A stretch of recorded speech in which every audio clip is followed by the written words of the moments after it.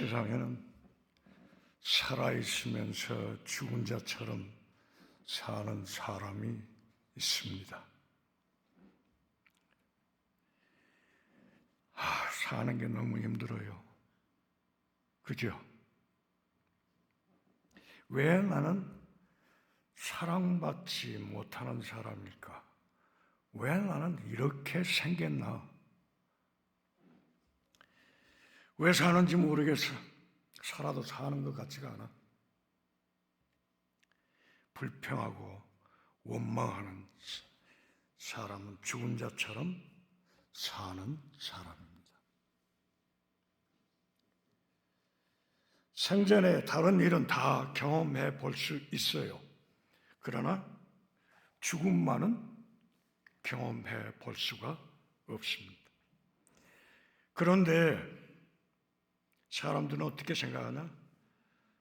고난이 닥치고 절망이 닥치면은 어두컴컴해서 나아갈 길을 모르면은 그냥 무작정 그 어둠 속으로 뛰어들어 죽어버리면 끝이지, 죽어버리면 끝이지, 이렇게 생각들을 하지요. 실제로 그 어둠의 끝인 죽음, 그걸로 도피를 해버리는 사람들도 많죠. 전문가들은 그렇게 이야기해요. 그렇게 자살하는 사람들의 그 이유가 여러 가지가 있지만 절망감, 좌절, 제대로 안 되는 것, 이런 일들 때문이라고 이야기들 하죠. 다시 말해서 그 절망 때문에 살아야 할 목적, 잃어버렸다는 거예요. 살아야 할 목적을 잃어버린 사람들은 헤매내느니 그 괴로움 끝내는 게 낫겠다. 그런데 사실 죽음은요, 우리 삶의 한 단면일 뿐이에요. 단면. 안 가도 나중엔 누구나 꼭 갈 수 있는 곳이 거기에요. 그런데 왜 미리 갑니까? 아무리 어둡고 캄캄해도. 왜? 목적을 잃어버렸으니까. 내 존재의 목적을 잃어버렸으니까. 요즘 미국도 마약 때문에 난리죠. 그렇죠? 제 주위에도 마약 때문에 죽은 젊은 친구들이 몇 있어요. 집안 잘 사는 집안이에요. 교육도 좋아요. 가정 환경도 좋아요. 그런데 마약 때문에 우울증에 걸렸어요. 그런데 성경은 뭐라고 그래요? 잔치집보다도 장례식장에 자주 가라.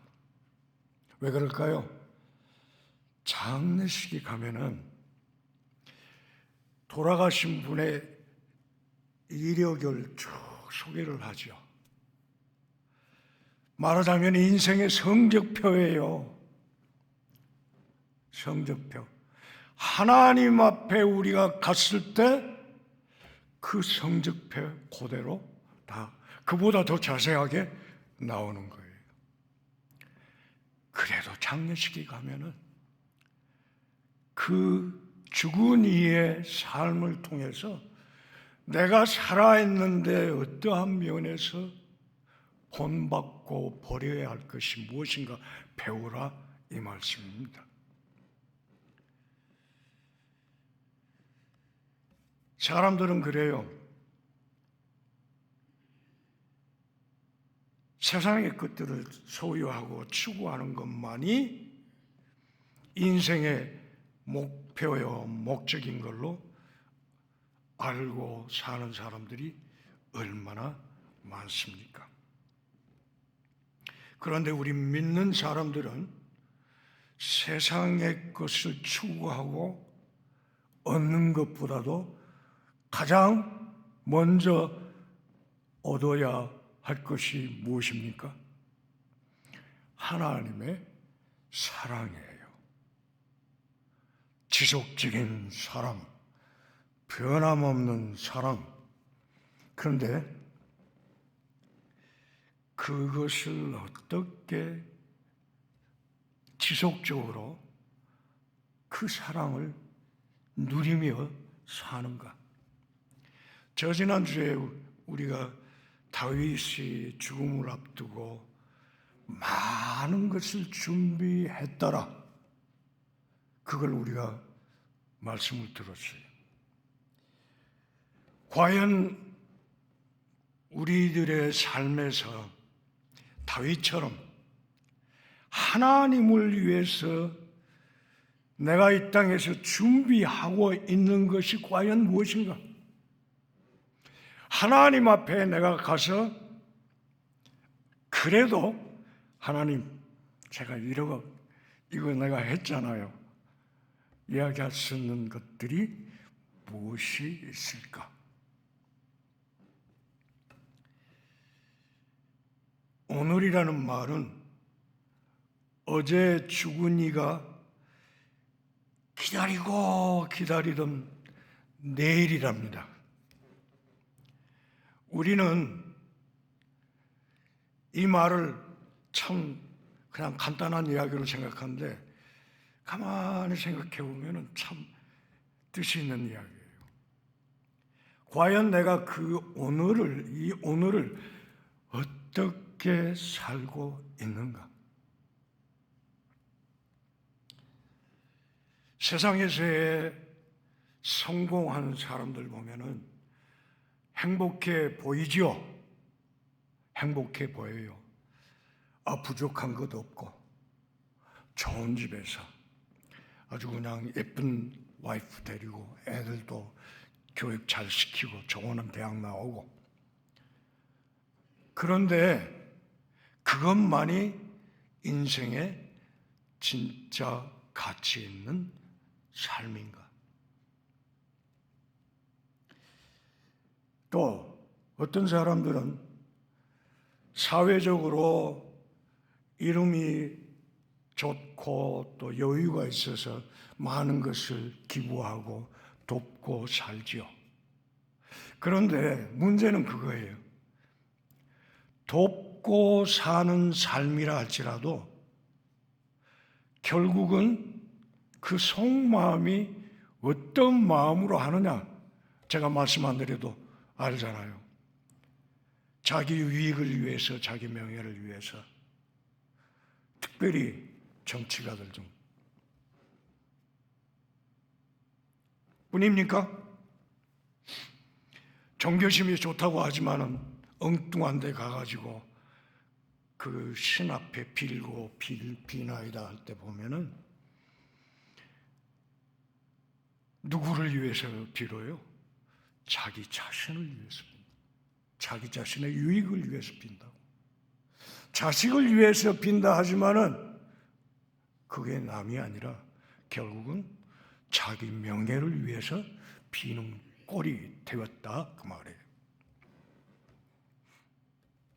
모든 발명품은 발명한 사람의 의도가 있어요. 그 발명품에 목적이 있는 거예요. 그런데 저와 여러분은 우연하게 만들어진 사람들입니까? 우연하게 지어진, 우리 부모님이 나를 만들었다고 하는데 우연하게 내가 만들어진 존재냐, 그 말이에요. 우리 부모님조차도 내가 태어날 때 얘가 무엇으로 인생을 살아야 될까를 알지 못하고 탄생시킨 부모님이세요. 그런데 분명히 나는 그냥 우연히 생긴 존재는 아니라는 거예요. 그럼 어떻게 되느냐? 저도 만들어진 사람이에요.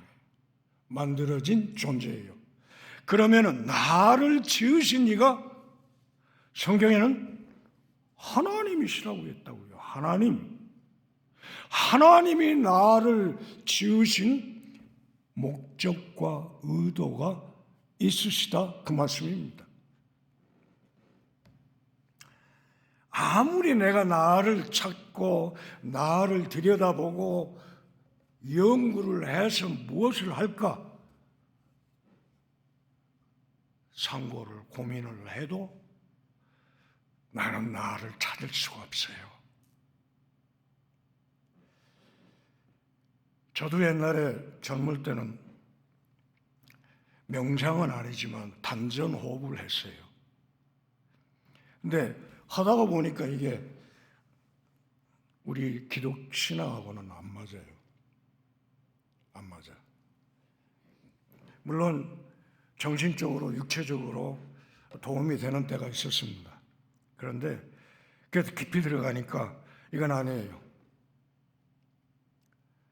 하나님을 믿는 사람들은 하나님이 나를 만드신 목적이 무엇인가 그것 때문에 늘 고민하며 살아. 막 사는 게 아니에요. 고민하며 살아. 그 이야기는 뭐냐?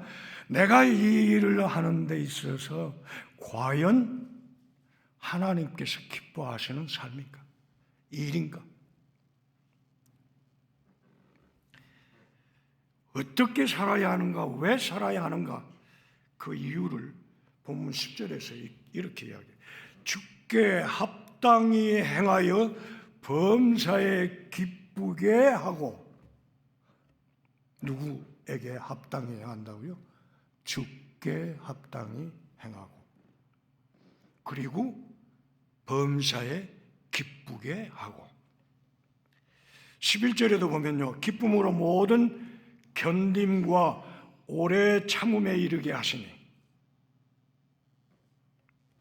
20절에도요, 그의 십자가의 피로 화병을 이루사 만물 곧 땅에 있는 것들이나 하늘에 있는 것들이 그로 말미암아 자기와 화목하게 되기를 기뻐하심이라.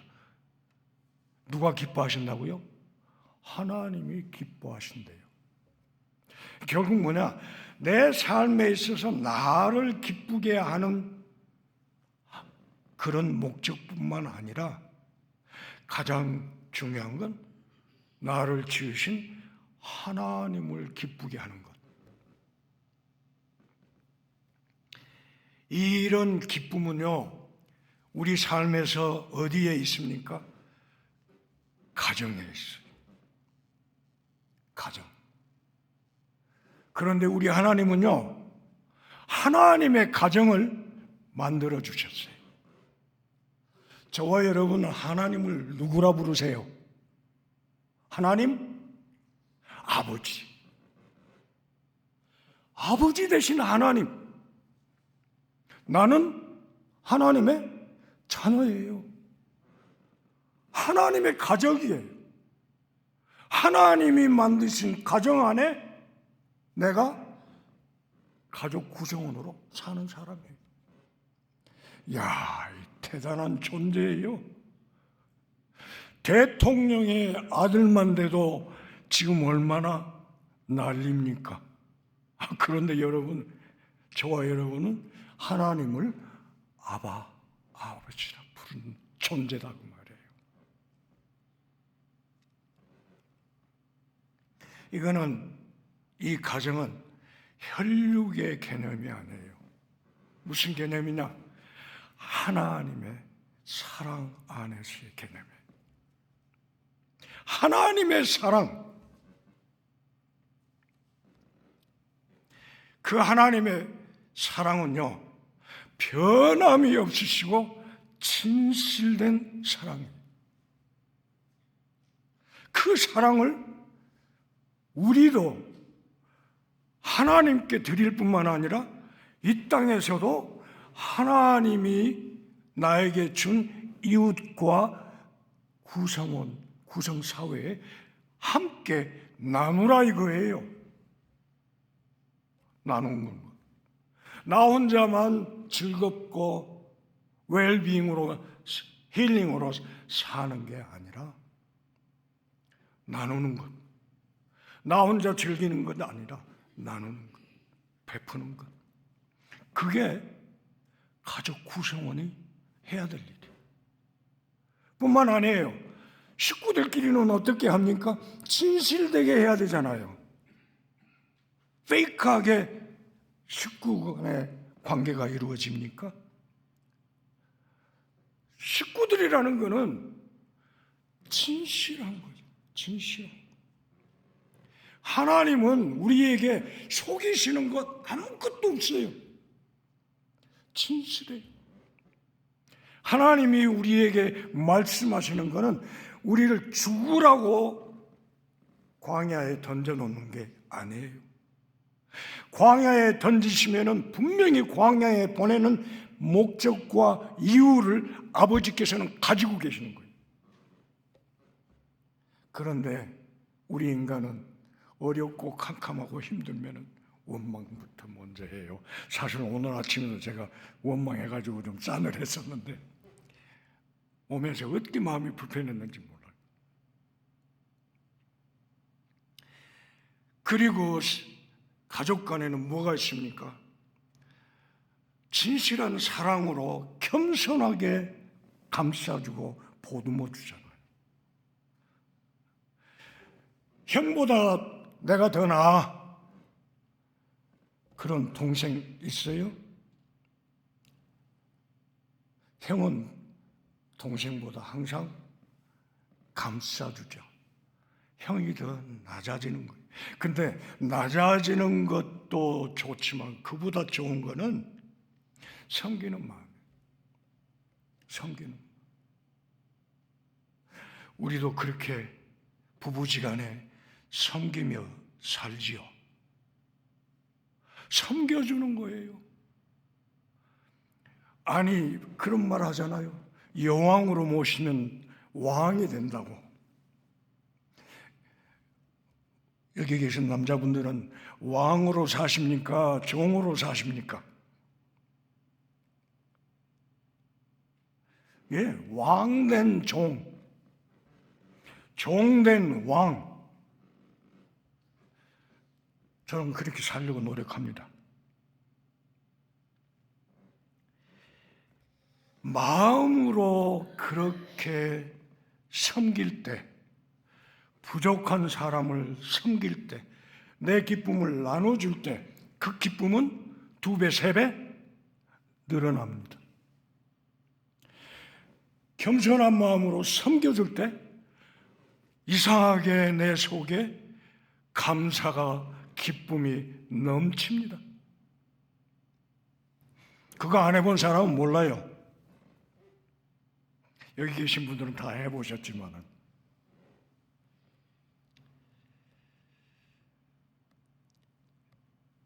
참으로 요즘 미국도 보면은 새로운 대통령이 오셔가지고 많은 예산을 깎는 것 같지만은 솔직히 저는 정치적인 이야기는 안 하려고 하지만은 그분이 하시는 일들이 우선 첫 번째 가장 중요한 거는 마약 퇴치 운동하고 있다는 것. 다른 건 제가 논평 안 해요. 이야기 안 해요. 마약 하나만큼은 진짜 이 세상에서 없어야 할 부분이에요.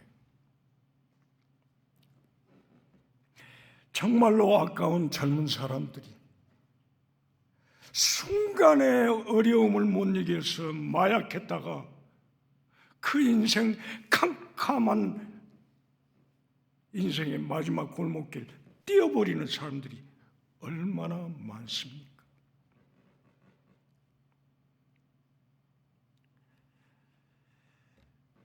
물론 자라나는 환경, 개인이 가지고 있는 그런 본성이라든지 이런 게 다 차이들이 있으니까 그렇지만은 종의 모습으로 내가 낮아져서 섬겨줄 때 그때 주시는 마음의 기쁨과 소망과 확장되어지는 비전은 가장 표준 되시는 분이 계세요. 누구세요? 예수 그리스도. 그분이 이 땅에 오셔서 그렇게 행하신 목적이 있으시죠.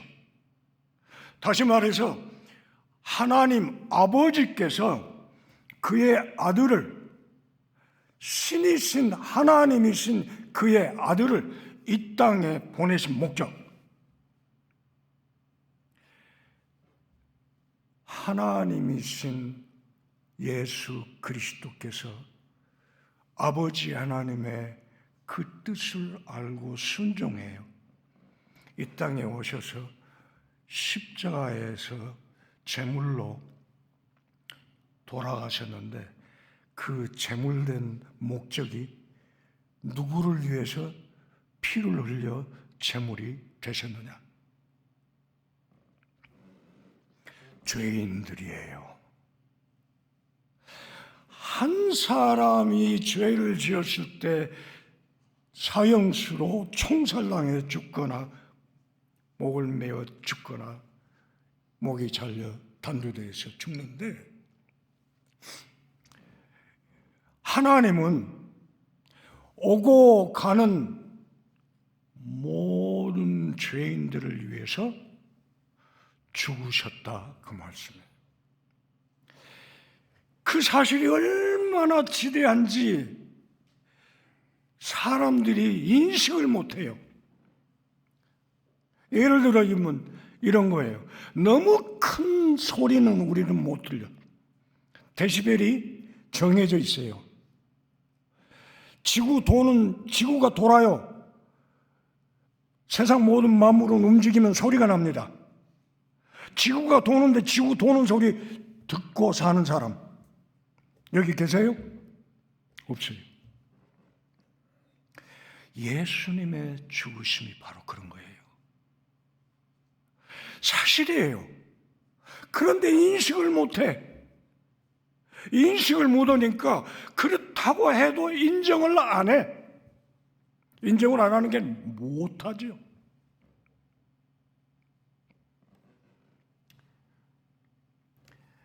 그래서 우리 하나님은 저와 여러분들에게 그 증인이 되는 사명과 소명을 주셨다는 거예요.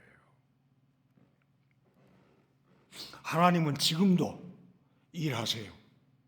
이 지구를 움직이시고 관리하시고, 뿐만 아니에요. 내 삶에 있어서 하루하루의 발걸음조차도 주장하시고 계세요. 사실은 운전할 때, 아침에 나갈 때 자신하고 나가시죠. 그런데 아차 싶은 때가 한두 번이었습니까? 한두 번이세요. 그거 내가 잘못해서만도 아니에요. 남이 와서 싹 지나가는 데는 아차하지요. 이게 내가 아차하고 싶어서 할 그런 상황이 내가 바래서 벌어지는 일들이 절대 아니라는 거예요. 그런 가운데서도 나를 지금도 지켜주시고 계시는 아버지, 그 아버지 지금도 일하세요. 그런데 그 아버지께서 하시는 일을 우리 보고도 동참해서 일하라고 하시는 것, 그것이 사명과 소명이에요. 사명과 소명 대단한 겁니다. 그런데 하나님께서 주시는 건 대단한 일인데 우리가 생각할 때는 우리 삶에서 시덥지 않을 때도 있고 귀찮게 보이는 데도 있고 무익해 보이는 경우도 있고 쓰잘데기 없는 일인 것 같기도 하고, 그러나 문제는 아버지의 말씀대로 순종하고 행하는 자인가? 그걸 그렇게 생각하면요, 저는 마음이 아플 때가 많아요. 슬퍼져요. 그렇게 완벽하게 완전하게 살아들이지 못할 때 마음이 아파요. 나로 인하여 하나님께서 기뻐하시는 것은 다른 거 아니에요. 하나님이 하라, 하나님이 하지 말라 하는 그대로 따라가는 것, 그게 순종, 그게 사명이에요. 소명이고. 때때로 내가 아무리 하고 싶어도 하지 못하게 하잖아요. 다윗 보세요. 그러나 하나님은 하나님이 사랑하는 자녀에게 그 사명과 소명을 주셨을 때 잠깐 어렵고 힘들고 캄캄하고 무익한 것 같을지라도 종국에는 하나님이 말씀하신 그대로를 이루신다는 하나님, 그게 약속이요 언약인 거예요. 그래서 그걸 아는 의인들, 하나님의 자녀들은 7번 넘어져도 다시 일어설 수 있다라는 겁니다.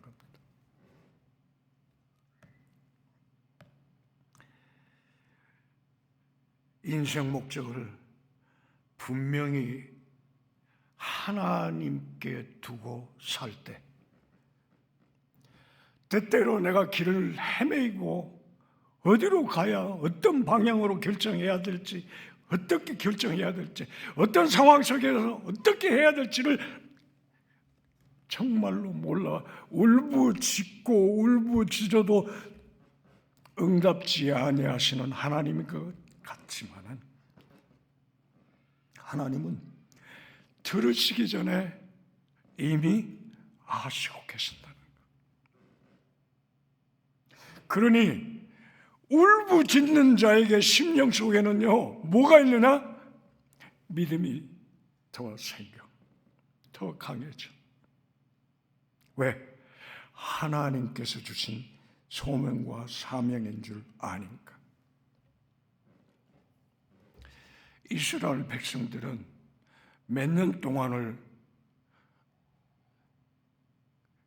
애굽의 종노릇했습니까? 400년이 넘는 시간을 종노릇했어요. 그러다가 어느 날 갑자기 종의 신분에서 해방이 됐어. 이야, 얼마나 그날 저녁에 좋았겠습니까? 감사하지요.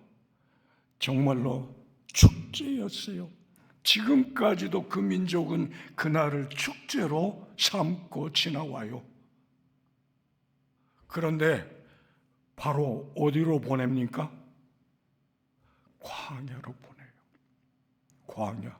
그런데 그것도 첫날에는 사흘 동안 물도 못 먹고 걸어가요.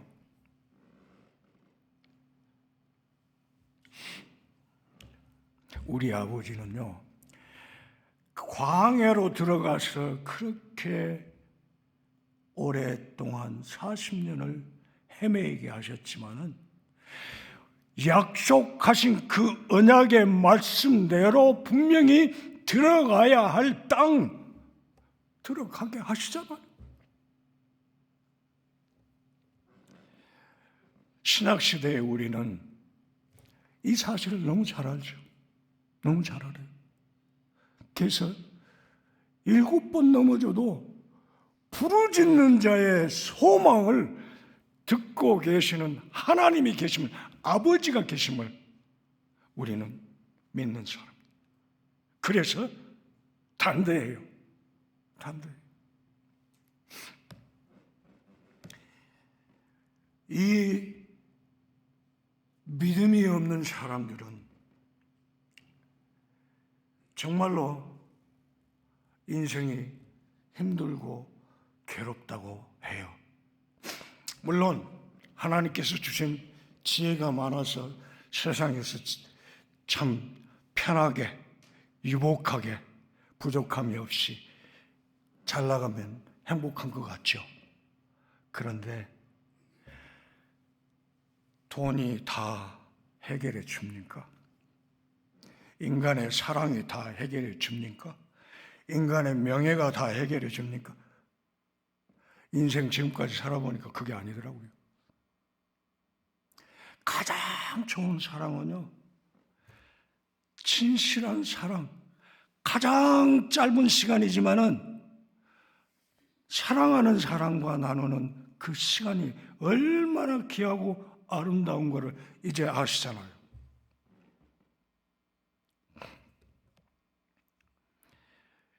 결코 나를 가지고 진실을 찾고 목적을 찾는 것은 봉사가 헤매이는 거하고 똑같은 결과가 나온다고 말이에요. 봉사가 아무리 빛을 찾으라고 해도 찾을 수가 없는 거예요. 왜? 인간의 본성은 빛을 스스로 찾을 수가 없습니다. 요한복음 전체를 보면은 하나님은 우리 예수님을 빛이라고 하셨어요. 빛으로 이 땅에 오셨다고 그랬어요. 그 빛 대신 예수 그리스도 없이 빛된 삶을 땅에서 누릴 수 있다? 그거는 사단이 하는 거예요.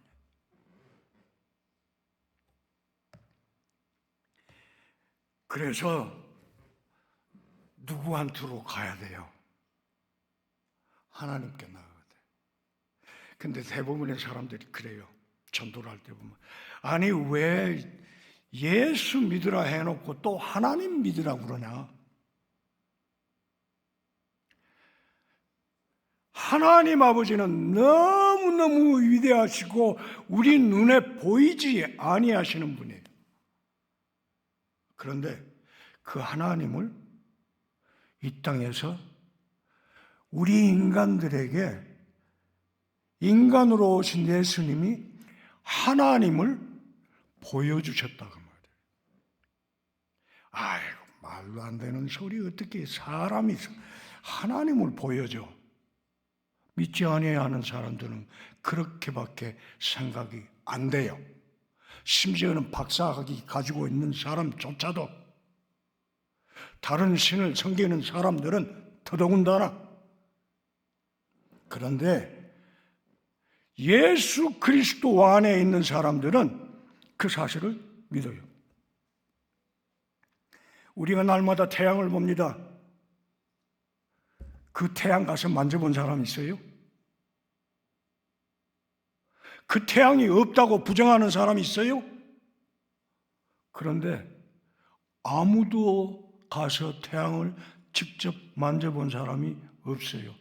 요즘에야 망원경이 하도 발달돼가지고 태양 사진 찍어놓은 거 보고 아 이렇게 생겼구나 하지만 그것조차도 확실한 건 아니죠.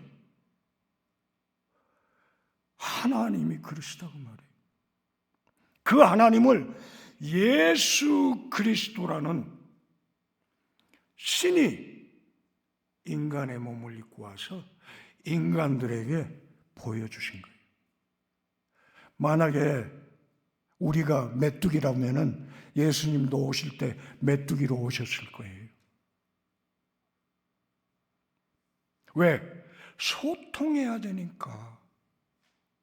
그 소통은 뭐냐? 경배예요.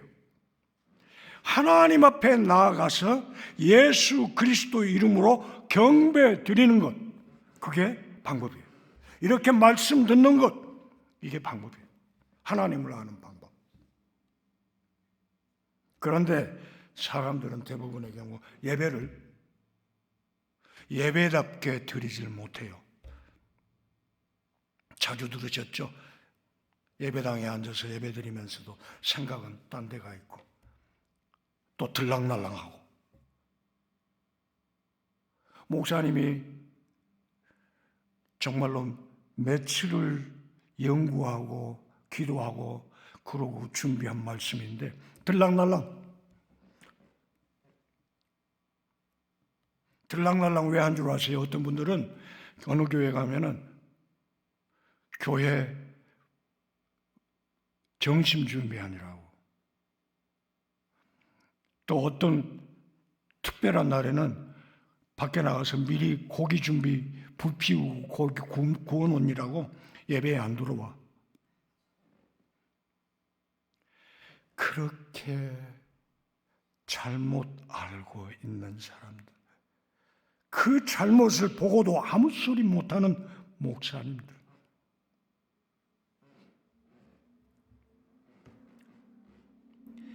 그래서 우리의 목표는 성공이 아니고 웰빙이 아니고 하나님의 창조 목적, 나를 지으신 목적, 나를 부르신 목적. 그래서 우리 주님은 뭐라고 하세요? 나를 본 자는 아버지를 보았거늘. 하나님을 볼 수가 없으니까 하나님의 아들이 이 땅에 오셔서 하나님을 보여주셨다. 그 오신 예수님을 어떻게 믿을 수 있느냐? 믿는 이유가 바로 십자가 때문이에요. 십자가 사건이야말로 예수님이 하나님의 아들이시요 이 땅에 오셔서 무슨 일을 하셨는가 하는 그것을 설명하는 게 십자가라는 말이에요. 여러분 다 아시는 십자가의 이유요 목적이에요. 제가 더 이상 설명 안 할게요.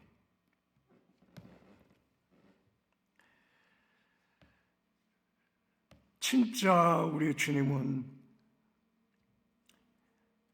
사람의 모양으로 나타나서 자기를 낮추시고 죽기까지 복종하셨으니 곧 십자가에 죽으십니다. 십자가에.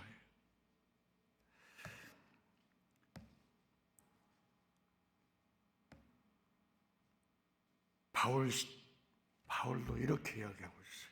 내게는 우리 주 예수 그리스도의 십자가 외에 결코 자랑할 것이 없으니 그리스도로 말미암아 세상이 나에 대하여 십자가에 못 박혔고, 더 이상 세상 그 바라보는 게 아니라 내 십자가에 세상이 죽었대. 나에게는 십자가가 세상을 죽게 한 거래요. 바울이 이야기해요. 또 나 또한 세상에 대하여 그러하니라. 나 세상 십자가에 내가 죽어 있다고 말해요.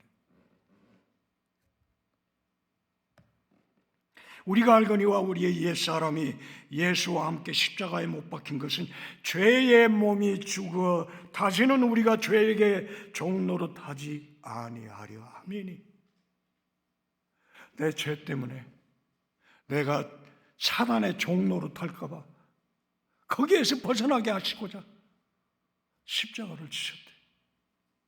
이와 같이 너희도 너희 자신을 죄에 대하여는 죽은 자요 그리스도 예수 안에서 하나님께 대하여는 살아있는 자로 여길지어다. 죽은 자인데 살아있대요. 얼마나 감사한지 몰라요.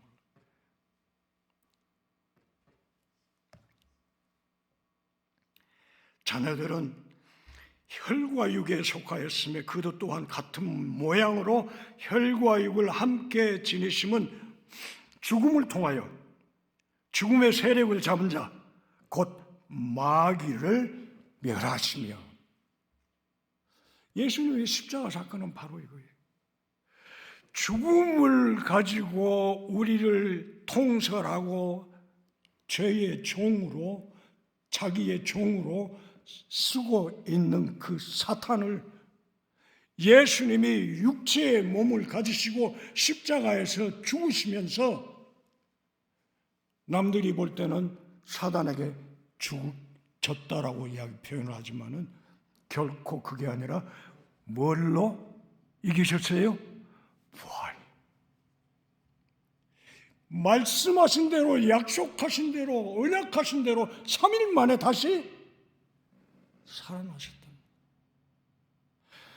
우리가 신앙생활하면서 많이 듣던 스토리예요. 그렇지만은 밥 먹듯이 우리가 이 스토리를 내 몸속에 담고 살아야 되는 것. 어떻게 사는가? 어떻게 살아야 되는가? 바로 이거예요.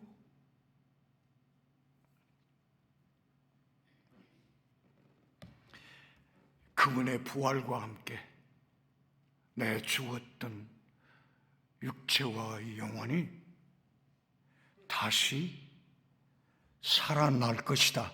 아니, 살아났어요. 살아날 것이다가 아니에요. 우리는 다시 살아난 사람이에요.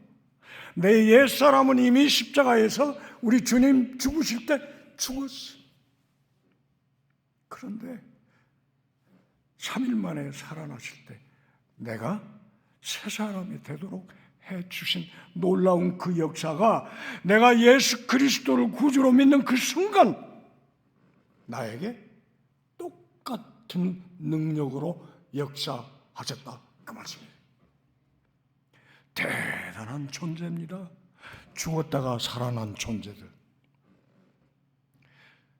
죽음을 다시는 두려워하지 아니하는 용기, 진정한 용기 있는 믿음의 사람들이 되었다는 거예요.